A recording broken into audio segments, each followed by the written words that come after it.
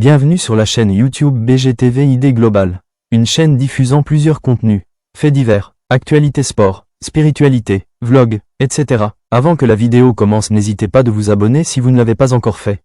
C'est parti, voici 3 personnages décédés que la toile a beaucoup médiatisé ces derniers temps et que leur dossier se complique à être résolu. Numéro 3, Verrenoy, de son vrai nom Jérémy Bana Ouona, né le 30 janvier 1994 à Melun, Seine-et-Marne, est mort le 17 mai 2025 dans le 13e arrondissement de Paris, était un rappeur, chanteur et auteur-compositeur-interprète français originaire de Montreuil. En mai 2023, il est sacré révélation masculine de l'année à la cérémonie Les Flammes.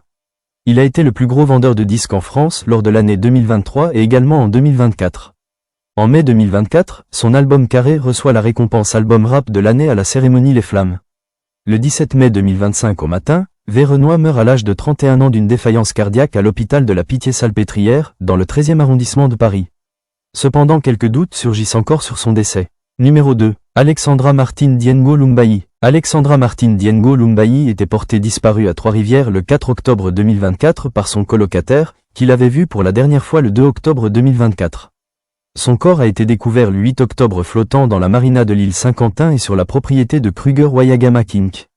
Le coroner a indiqué que des tests ADN étaient nécessaires en raison de l'état du corps, et une enquête est en cours pour déterminer les événements et les circonstances exactes ayant mené au décès de Diengo. Cependant, quelques doutes surgissent encore sur son décès. Numéro 1. Blanche Odia Candolo. Blanche Odia Candolo, ex et défunte épouse du pasteur Marcelo Tuna de l'église La Compassion en République démocratique du Congo, rez-de-chaussée, est décédée le 12 juin 2024 en Turquie, selon un communiqué. Plusieurs versions sur les causes de sa mort se sont succédées. Certains parlaient d'une opération à la gorge, d'autres de chirurgie ou encore d'une crise cardiaque. Un an après les faits, une enquête menée par la famille Candolo et la diaspora congolaise d'Istanbul remet en question la version officielle. L'hôpital MEDISTANBUL ne reconnaît pas le docteur inscrit sur le certificat de décès remis à la famille Candolo par WhatsApp.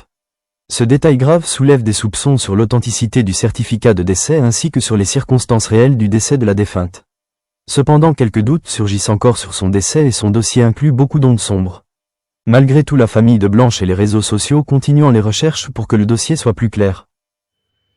Merci à tous d'avoir suivi cette vidéo et surtout n'hésitez pas de vous abonner, de commenter, de liker et d'activer la cloche de notification pour ne rien rater.